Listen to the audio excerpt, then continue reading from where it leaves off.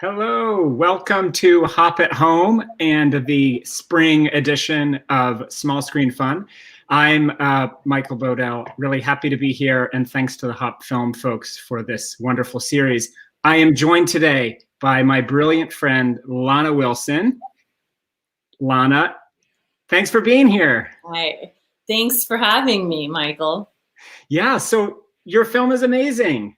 This Miss Americana has been a recommendation this week, and I got a chance to rewatch it. It is such a patient piece. It is so powerful, and just an absolutely crystal clear portrayal of this transformation that Taylor Swift has made. Mm-hmm. I remember when you and I got to last hang out in real life. It was right before the film had dropped on Netflix and premiered at Sundance. So you still weren't able to talk about it. And I think you had hardly been able to even share who the subject was. How did it feel when it finally dropped and you were able to share with your friends? It was such a relief. Yeah, it was kind of like, it's very strange, especially when I moved across the country for a little over a year to work on the film in LA. And it's very odd to be in LA and everyone would say, "Why are you here?" And I would just say, "I can't tell you." So it was a huge relief and really exciting to be able to talk about it with everyone who then kind of suddenly understood why it had to be kept secret the whole time. So yeah. It was great. Yeah. And how long was the editing process compared to the shooting process? Were you in LA just for the editing part of it? Yeah, it was mostly that. Started shooting, I think it was almost 2 years total. So I started shooting and we did start editing almost immediately. So we were editing and shooting simultaneously because there was some existing archival footage to work with. So it was a kind of both at once, full steam ahead kind of experience. Mm-hmm. So we're going to get more into Taylor Swift herself, and I'm sure there's going to be a lot of questions from the chat about Tay-Tay. But I wanted to start more broadly and talk a little bit about the craft and the work that you do as a documentary filmmaker. So, we see in Miss Americana that you are able to get into these really intimate spaces, Taylor's recording studio, these conversations she's having with her parents that may be tense, or with her marketing team, her airplane, her bedroom. And it occurred to me halfway through watching the film, I just couldn't believe that there was another camera there, and another person there. And I want to talk to you and ask a little bit about just how you've navigated that trust scenario and how you get into these spaces. This is not new for you. Obviously, this is a bigger example with a big personality, but your first film, which people may not know about, After Tiller, covered these doctors who were performing late-term abortion under the constant threat of protests, death threats, and just the absolute tension in continuing their professions. In that film, you are also in these very intimate, vulnerable spaces with the doctors and the patients as they're making these wrenching decisions about whether to go through with the procedure. So can you share a little bit about what your approach is as a documentarian to making an entree into those spaces? Yeah, well, part of it changes project to project, but then part of it is consistent. With After Tiller, I was working with the co-director, my friend Martha Shane, and we would really work with the doctors and the nurses in each clinic. They would explain to patients coming in that there was a film being made there, who we were, and that we would love to film with anyone who was there for a third trimester abortion to help capture these really complicated, impossible to imagine stories. And, if someone was interested in talking to us, we would meet them, explain what it would be like, that kind of thing. And I think one thing is that you're always just trying to explain the film in a way where you think you help explain to them why they would want to be a part of it. And often that has to do with what meaning their story has and what potential impact their story has. So in the case of After Tiller, a lot of the patients, all of the patients, I would say, coming to these clinics never would have thought that they would be there. They never would have imagined circumstances that would lead them into this really difficult place where they were having to make this complicated, wrenching decision. So they would have to walk into this clinic through a bunch of protesters chanting at them that they were a murderer, and they had no idea where they were actually coming from. So a lot of the patients saw the film as a chance to share their story in all its specificity with other people, because they thought, this is the only way someone can possibly understand what it's like to be me, is to hear the story this way. And it's been like that with the other films I've made since then a little bit. People having, being generous and wanting to share their story with someone else. Also, I think going through a hard time and thinking, this has been really hard, but I've learned something from it. And I would love if this hard experience I had could inspire someone else, or be comforting to someone else, or could help someone else not feel alone. I think that's a big commonality. I think that's why I watch movies, and why a lot of people watch movies, read books, look at art, to feel less alone and hear echoes of your experience in other people's lives. Beautiful. Well, you certainly gained the trust in that scenario. Another one that we wanted to share, and we actually have a clip for this, is from A Cure for Fear, which is a series that you did about a therapy that helps people deal with very extreme phobias. So we'll jump to this clip, and then I'd love to hear the process of getting into that space with a camera crew. So first, can you stand here? Yes, there's a spider in the tank, but let's not wait too long. So it would be very good if you can already walk in the room, and then I close the door. Very good. Great. You're doing very well. That's fantastic. So, okay. Oh, whoa, God. No. You're not going to make me look in there, are you? Yes, I'm going to ask you. So please come with me. Step in here in the enclosure. Very good. And then can you also... Oh, God. Very good, very good. Fantastic. And can you... Yeah, come. And No, don't make me go any closer. Yes, I'm going to tell you. A little closer. Please do it. Okay, I'm getting closer. Do you see it? Oh, God, I do. Do you? Yes? I do. I see it. I see it. Okay. Oh, How high is your distress right now? It's like 100. Okay, but it's very important not to look away, okay, but I'm not to... looking away. And I give it, spray it a bit so that... Oh, God, no! Yeah, that's very good. Okay. I gotta go. Yeah. It's Okay. awful. Okay. Can you stand here? Yes, I'm standing here. Yeah. You are doing fantastic. Yeah? I want you to be a little closer. I'm closer. Okay. Don't let it come out. Oh my God, no! Oh God, make it stop! Oh, please stop. Yeah, very good. How high is your distress? It's 100, it's 100, it's 100. It's good. Okay. Let's move out.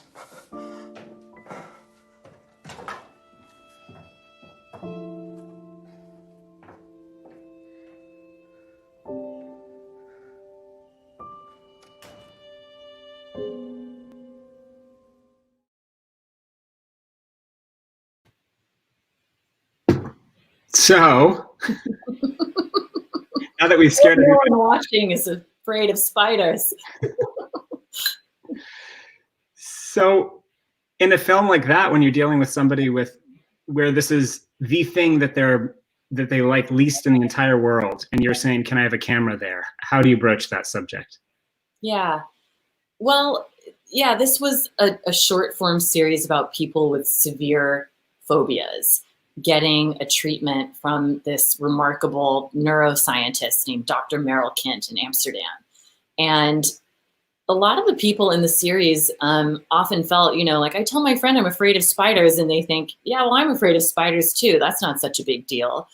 They don't really understand what it means to have a severe phobia, and how if you have a severe phobia, it's at the center of your identity. You think about it every day, all the time.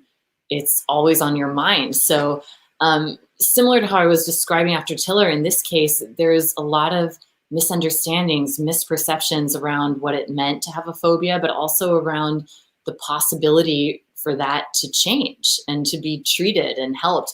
And so with the person who was in the scene we just saw, he liked the idea of participating in a project that was shining more light on what it meant to have this kind of phobia. And it is a really cinematic treatment to film. You know, basically what you just saw is day one. He leaves the room, takes a pill, comes back the next day, walks into the same room with the same spider, and has a completely different reaction. You can watch the whole film to see that if you want, but it's inherently really cinematic. And I really wanted to film it and explore, you know, what does fear look like, and how is fear performed or not performed, or expressed, not expressed. And filming in a situation like that, you know, he was so much more focused on the spider and on this overwhelming fear he was experiencing that I really don't think he noticed the camera. We actually had one camera on a tripod and then one camera, a closer one near him. He was so immersed in the fear experience, though, that I really think the camera was the last thing on his mind. But I never feel like I'm invisible in the room. I always feel like I'm present, the camera's present. I'm not like a surveillance camera. And, you know, you could film stuff surveillance camera style if you wanted that sort of experience, but I would rather have a camera and a presence in the room and feel someone with the point of view behind it. So, you know, I'm seeing one very good question over here on the sidebar. Do you think it's possible for someone like Taylor to forget the camera's present and to actually let their guard down? And I would say that it's you don't need to forget the camera's present to let your guard down. I think it's actually more about letting your guard down with the person. You know, I'm not invisible. The camera's not invisible. I can't pretend to be, but I can try to, in difficult situations and moments like the one we just saw, like some of the stuff Taylor goes through, like the stuff in any of my films, I can try to empathize and be supportive, you know, be a compassionate presence in the room for some of the really hard stuff, and not kind of, Taylor actually described it once, it's not like leaning in when something seems like, oh, this could be good for my movie. You know, not making the subject of the film feel exploited, I think is important. And part of that is being open and warm and present, but not, indicating that you're just after sensational material. Right. I think a lot of the subjects I've made films about, they could have been very sensational films, and I try to make something a little murkier.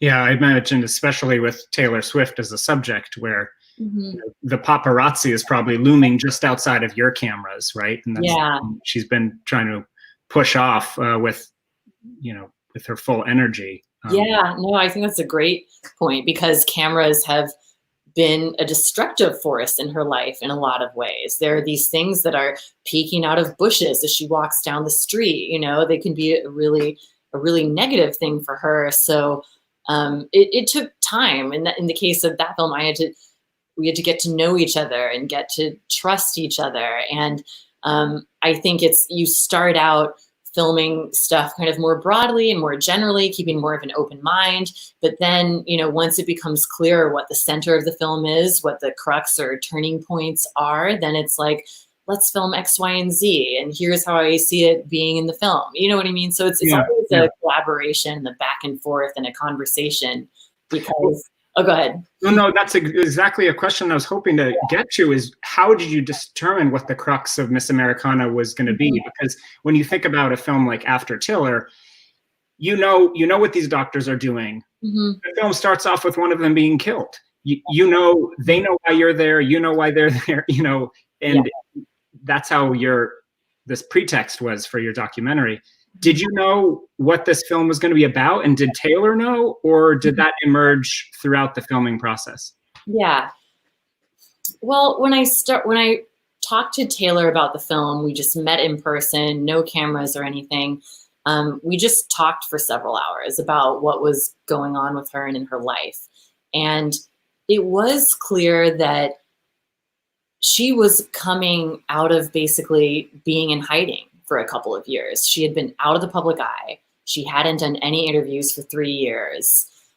She had been in a really dark place, and she was trying to come back out into the world to keep sharing her work with the world, but she wanted to do it in a way where she didn't care so much about what other people thought of her. So it was clear that she was at the beginning of a pivot point in her life and her career, and that she was looking to change the way that she lived. The political stuff wasn't happening then. So that was something that emerged, relatively early, but over the course of filming. So I think at the beginning you look for, okay, all you need is a change, some kind of change, and it can be really small and subtle. Doesn't have to be huge. Like in my second film, The Departure, which is about this Buddhist monk who works with people who are struggling with feeling suicidal or depressed. He helps inspire them to find ways to keep living. The film is basically that he is sick and then he gets sicker. And the only change is a very subtle internal one related to his relationship with his son. And it's manifested in a single gesture. You'll understand if you see the whole film, but it's just about him not answering his phone when it rings. That's the climax of the film. He gets the call, not going to answer. But in the context of the film, it feels like this huge, profound change, which it is. So, in the case of this film, we had something that actually, it was a change that was so big, the President of the United States commented on it. You know what I mean? So, when that happened, I was like, not only was it a profound change in terms of Taylor, because one thing I think you see in the film is that she's remarkably been the same person since she was a little girl in so many ways. This is a real change that occurred, and it also warranted this massive response. So it was one of those moments where, the central, the heart of this movie does have a big impact. But what I was really interested in from the beginning was, well, Taylor Swift is living in extraordinary circumstances and very unique circumstances. What is it about this change that a lot of people can relate to? So that was kind of my job, to try to seek and unpack what was underlying beneath all of that. I found it so powerful that the film Miss Americana starts with that shot of Taylor reading through her diaries and just she pretty much says the spoiler for the whole film, that she just wanted to be a good girl and living for the approval of others. And it's so great how tiny that is. And then you see it play out on this scale where the president's involved and it's affecting her stadium tours, and she's in a throwdown meeting with her management company over this decision. It's just beautiful how that tiny internal decision you were investigating played out in a celebrity of her stature. Thanks. Yeah, no, it's like, you kind of have to have, I often start with like, okay, this is probably what the movie is. And I might write a treatment or something to have in the back of my head just to know what to be looking for. But then it changes over time. You rewrite the treatment, the narrative structure over and over, and it keeps morphing. But I remember, I really connected personally to the idea of wanting everyone to like you, and also being an artist who puts stuff out there and then is, terrified of what the judgment that will come in. So I really connected to that, and also to the extra pressure that women and girls grow up with to be nice, to be polite, to not make people uncomfortable. I really connected to that personally, and so did a lot of my collaborators in the film. So that's another kind of, it's like a clue you take in, where it's like, if everyone feels surprised to see some of themselves in one of the most famous people alive, that's something meaningful that you should head towards, Wonderful. I'd love to bring in some other filmmakers from the Dartmouth side and film students. Najoni and Matt are going to join us here. Hello. How are you two? I'm doing very well. Doing well. Fantastic. So I was hoping that we could just kick off with a question from you guys, and then I know you're going to be able to help us with some questions from the chat. Najoni, did you want to start? Sure. So what did you have to navigate in making this documentary where, one of your subjects was one of the most visible managed public figures in the country? Yeah. Well, I think one thing is that she's a visible public figure. There are so many directions a film about Taylor Swift could go, and she's had a long career and lots happened, that one of the big challenges was just narrowing the focus and trying to make it as clear and defined as possible, because I didn't want to make a film that was like an illustrated Wikipedia entry, or a traditional biopic.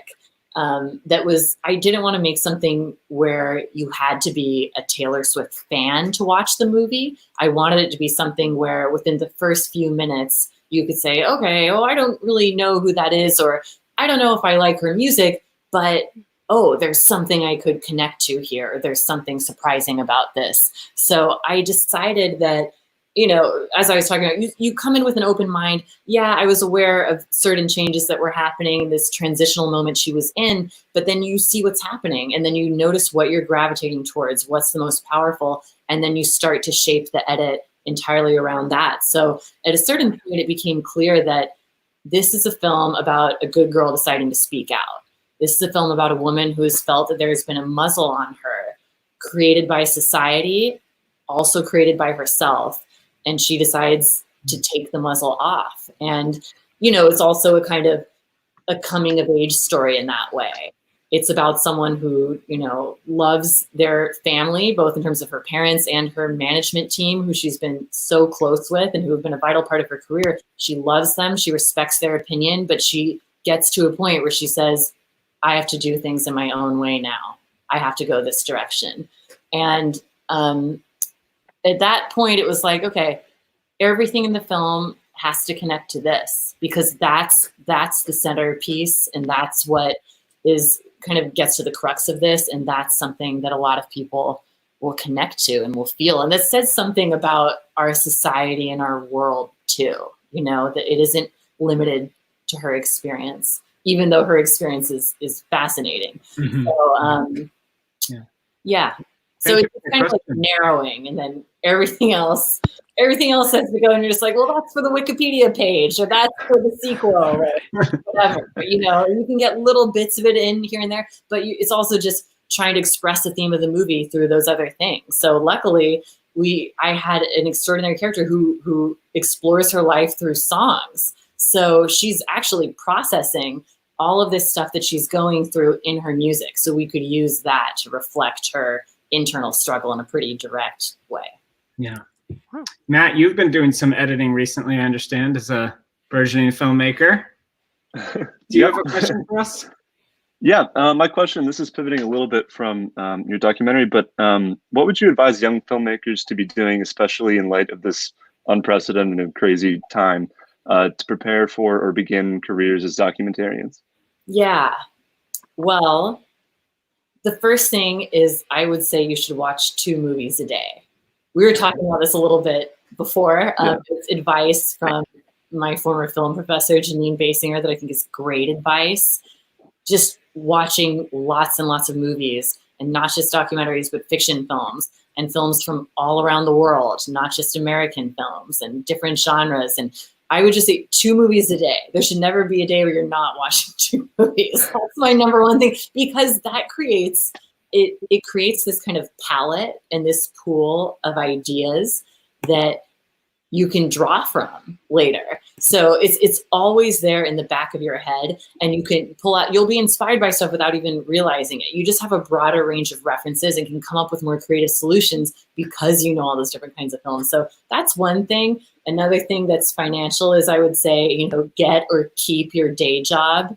I just think I kept my day job throughout my first 2 features. You know, it wasn't until I could get like a full-time TV job that I really transitioned into filmmaking full-time. And I think that it's a lot of pressure on you financially if you're expecting your first movie to support you, because it won't. So I would keep your day job. And I would also recommend, if possible, keeping your project a secret.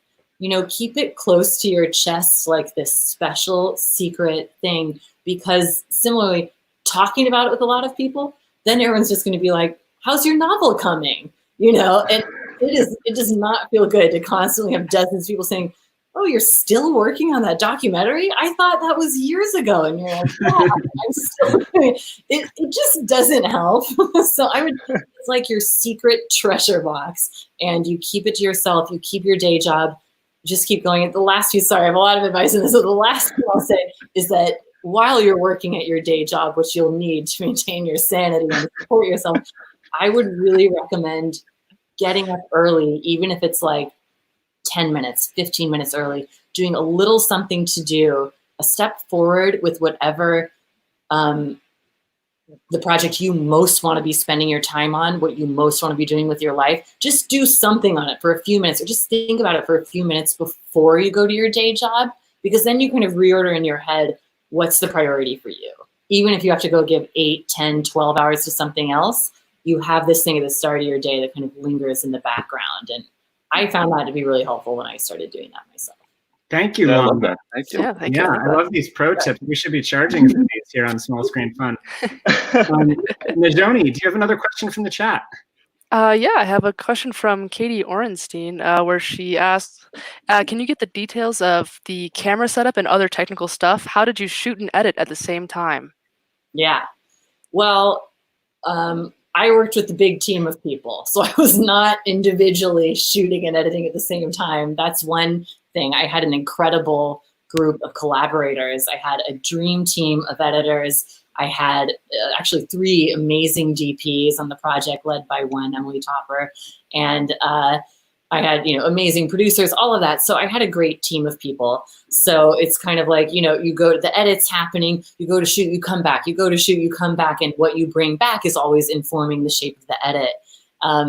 Technical details, it was a range of stuff. I liked working with the Amira camera, but sometimes we needed something smaller. So occasionally, if it had to be just me alone in a little space or something, we would use like a 5D. There's also a bit in the movie, a few scenes where if I couldn't be with Taylor for some reason and something important was happening, I'd have her film it herself with her cell phone. So it ended up being a whole mix of formats and textures of camera footage in the film. Fantastic. Another question from the comments? Yeah, I've got a question from Carmen, and that is, what have you learned about your craft throughout this film? And have you had any personal aha moments that stuck with you? Well, one of the things I liked most about making a film about Taylor is that she's such a veteran and prolific artist. I loved watching her at work and seeing what were kind of takeaways for myself. So I think it's true that, she really kind of shapes her life around being able to capture the inspiration when it comes. That's a little bit of it, but then so much of it is just the work, just working, making it better and better and better. And just she always tries to challenge herself in a new way with every project. For me, this film was a very new project for me. I mean, it's a verite film mostly, but there is a lot of archival material in it. And that was a big new element for me to work with in such a significant way. So I think a lot of it is harnessing the power of great collaborators. And to give an example with this project, again, so much potential archive to draw from, so much material about Taylor Swift over 15 years of time. It was first narrowing it to, okay, well, what relates to the story of a woman who wants everyone to like her and to be thought of as nice, as good, and then goes through this transformation where she loses the love of the public, which causes her to reevaluate everything, and then comes out into the world and starts becoming a new person, also going through a specific series of events, her sexual assault trial, for example, that lead her to feel like she has no choice but to speak out politically now. So it's like, okay, how can the archive all be swept away unless it relates to that? And then within that, one of the editors, Greg O'Toole, had the idea of, instead of dating stuff, let's say age 13, age 17. Yeah. Over the course of the movie, which relates to the journal idea and relates to the coming of age story idea, and makes it feel like this is the story of a lot of girls becoming women in America. So it's just looking for always how to connect everything to the themes, but also harnessing, brilliant collaborators around you. That's really fascinating. I actually was wondering about that archival issue, and with those big concert footages, the footage I think was from her Reputation tour. Was that stuff that you were getting from the archive, or did you shoot that yourself? A little bit of it we shot. So I shot some stuff on the tour, but a lot of it, the older concert stuff was all archive stuff. At the beginning of the tour, there was like a BTS crew filming stuff. And then And then I started filming. So a mix of all those different things. And, you know, you end up, if people are filming concerts, like, you know, she had a Reputation tour concert special, they film it in a particular way. Right. Cameras swooping in. Yeah. You know? And so I was looking for, you know, stuff that was the opposite of all of that. We were looking for things that felt more documentary-like the shaky handheld camera. Someone forgot about this over on the side, or, you know, when she performs Getaway Car and we're right next to her as she's singing that song. It's stuff that felt a little more raw and less like something that would be in a concert special. So you look for a certain type of material, but then it's also, you know, yeah, I didn't want to do a greatest hits thing. I'm seeing a great question in the comments about how did you choose the songs? And there is this temptation, I think, with documentaries about pop artists to start with a brief hit parade, you know, encyclopedia entry kind of thing. And I just didn't want to do that again because I thought it would turn off people who weren't fans. And it also, that's not what the movie was about, you know? So we ended up, I chose songs. I was a fan of her music before this, so I knew her catalog very well. So gravitated towards songs that were not #1 hits, but were personal favorites of mine, you know, like Out of the Woods and All Too Well. So, but it was also, you know, the songs had to be meaningful thematically. So, oh, nice. I like this one. So All Too Well is for this moment where she emerges in a really fragile time. Out of the Woods is when she's kind of on the top of the pop superstar mountain. Getaway Car comes after she's gone into hiding for 2 years, and then she's coming out of it, and it represents the moment where she's kind of freeing herself of all of these pressures that she's been living with for so long about making every single person like her. So Getaway Car represents a kind of freedom at that point in the movie, at the halfway point. So it's a mix of all of those things are why I chose the songs that I chose. And it's like kind of how you figure out how to whittle down this impossibly huge archive. It's just like, this is about one story and it's this. Yeah, that sounds like such a wide strategic decision, and the footage mixed so beautifully, the iPhone stuff with the stuff that you guys shot. Najoni, do you have another question for us? Yes, I do. So from Natalie, the question is, how do you balance receiving notes on a project with your personal vision for the piece? That's a great question. I don't think you have any notes on this one, right, Lana? You know, I think that doing rough cut screenings are the most important tool any filmmaker has. So yeah, you know, I had feedback. You can have feedback from people who are working on the film, producers, executives, but also I think it's really crucial to do.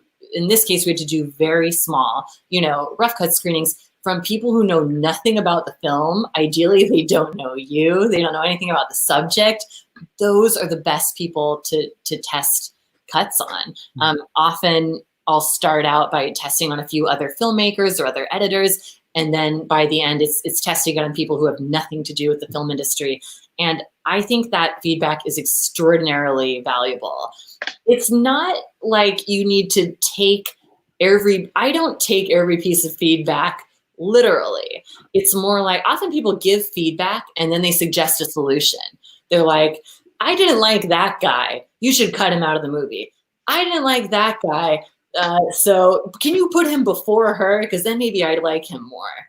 And I feel like often you have to put aside the solution they're suggesting and get at what their underlying issue is. You know, they didn't like that guy because they feel like he comes across as arrogant.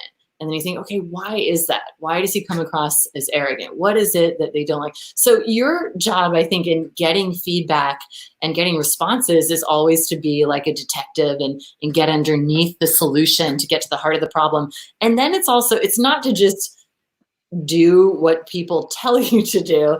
It's more like knowing how audiences will react and ask yourself, is that how I want them to react or not?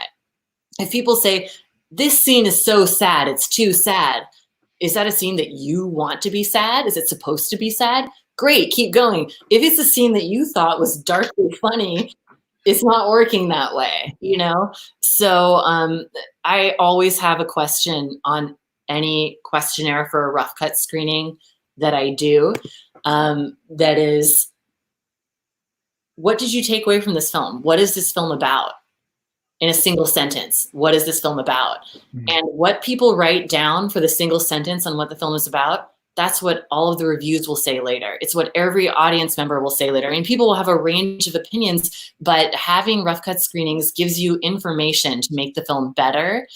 And it also clues you into what people are taking away from it. Are they getting the themes you want them to get from this, you know? So I love that kind of feedback, and I think it's really crucial. And it's not a matter of taking it literally, but it's you interpret it in your own way, and you can take it or leave it depending on what your goals for the film are. Lana, was Taylor part of reviewing each of these rough cuts and helping to evaluate how other people were seeing the film? No, I really had total creative autonomy with this. I did show her a few cuts, and she gave great feedback, but it was like the feedback you get from other filmmakers. Like I was saying at the start, I often show it to other filmmakers first because they're great storytellers, and Taylor's a great storyteller. So her feedback was like that, but she didn't, you know, I had complete freedom to find the story, shape the story, tell it, total creative freedom there, which was great. And I think that, you know, when we first met, she told me, she wanted someone to bring a perspective to the project, and she wanted this to be a real film. She wanted this to be someone else's point of view on her. And I think it's because she's a storyteller herself. She understood the importance of me needing to have space to do that. Sounds like a great collaborator. Matt, do you have a question for us? Yeah, this next question is from Addison Dick, who actually just texted me that he's watched the documentary 6 times. So it's probably an insightful question. I love it. The question is, how important was the Kanye West VMA debacle in Taylor Swift's personal life as well as in her career? And how did you try to convey that in the documentary? Yeah, well, it was a really important event. And I think that, you know, when I talked to Taylor, when we were kind of going through her life and career story, when she talked about that moment, what was interesting to me is she brought up some stuff I hadn't thought about before, that I hadn't heard about before when it came to that, you know, very, I think, well publicized and frequently unpacked and analyzed story, which was, I realized that if you see it in the larger context of what she was going through while I was filming, which was letting go of what other people think of her and deciding to stand up for what she believed in and stand up for her own values, regardless of what the reaction would be.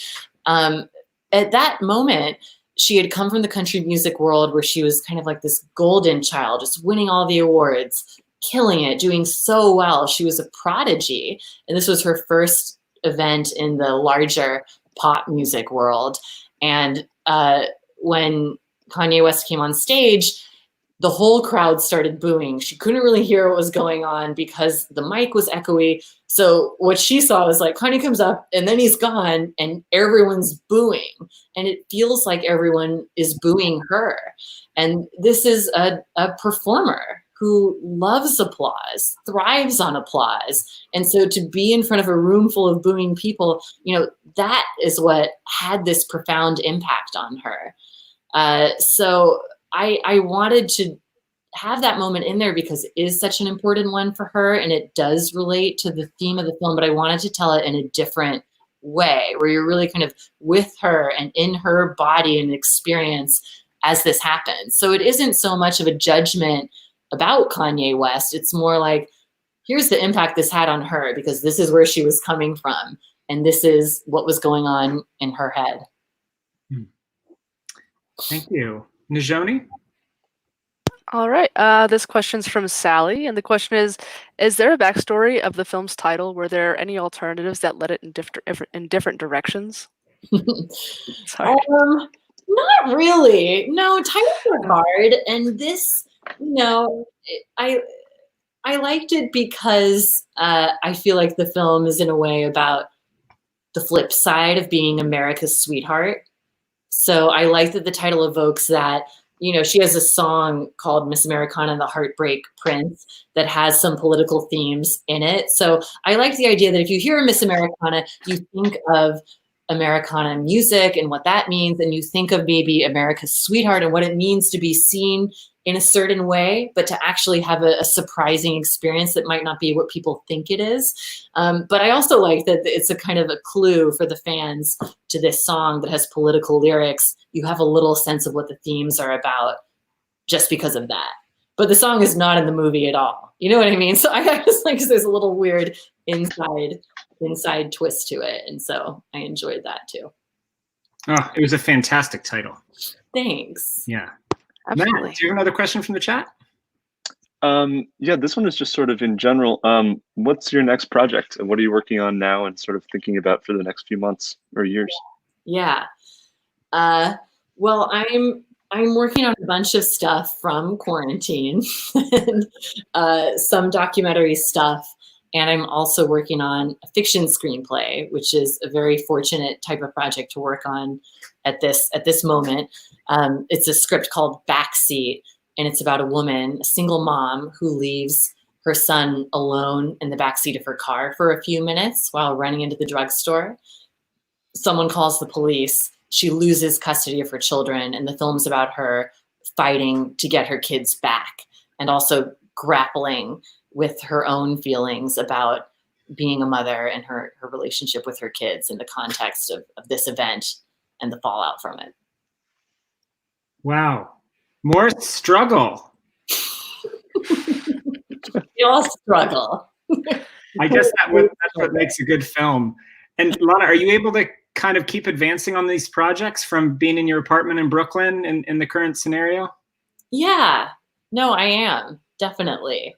I mean, I think it's been really hard being in Brooklyn right now, and seeing what's happening in the city is heartbreaking. It's not just the coronavirus and all of the people and the neighbors who were losing to coronavirus, but it's also just the supply chains breaking down, the impossibility of getting food to some people, so many undocumented people in my neighborhood that can't work, are not eligible for government benefits and government programs, so aren't getting the food, the assistance, anything that they need. So it's a really terrifying time, and I think I, like a lot of people, am struggling with that. But I'm trying to kind of stay involved and pitch in when I can, and also keep moving projects forward.